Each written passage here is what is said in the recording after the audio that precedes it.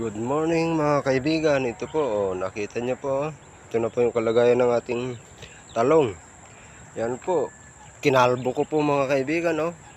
Pinagtatanggal ko po yung mga dahon na dumidilaw. Ayan malinis na po siya mga kaibigan. Malinis na po siya mga kaibigan. Malinis na. Kikita niyo po mga kaibigan. Malinis na po. Wala nang marami sa baba pinagtanggalan po ng mga dahon. Malinis na po siya mga kaibigan. Nakalbo na po. Nagtatanggal ko po yung mga dahon mga kaibigan na dilaw.